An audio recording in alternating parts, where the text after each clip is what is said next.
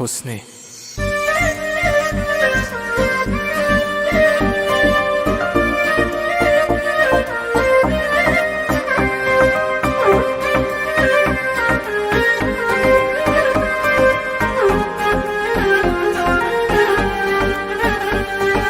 میستی و حال دل من خرابه، دلتنگی ها توی دلم زیاده. حس میکنم نبود تو پیشم و این غمه که رو قلب من نواره. حس بده تو قلب بیتابم، مثل یه دیوونه تو تاقم. میشینم و میبینم که این روزای من همرنگه با شبای تارم. شبا همش بیتابی و دلتنگی دارم، تنهایی یارم شده و شبگردی کارم.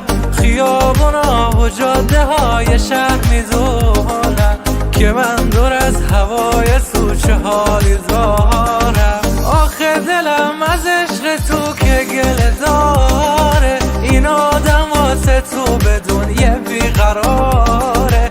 کنج اتاق که نمیشه صبر کنه، بابت این آرامشش تو خیابانه.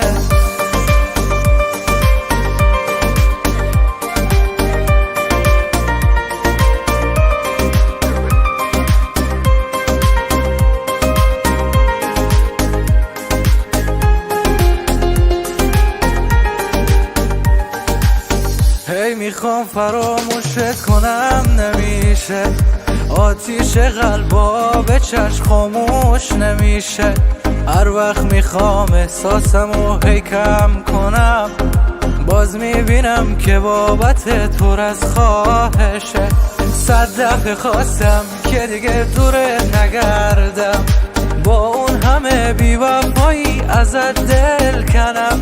تلاش کردم دیدم که باز نمیشه، نتونستم سرگردون حال خودم باشم. شبا همش بیتابی و دلتنگی دارم، تنهایی یارم شده و شبگردی کارم. خیابونا و جاده های شهر میدونن که من دور از هوای تو چه حالی دارم. آخه دلم از عشق تو که گله داره، این آدم واسه تو بدون یه بیقراره. کنج اتاق که نمیشه صبر کنه، بابت این آرامشش تو خیابان.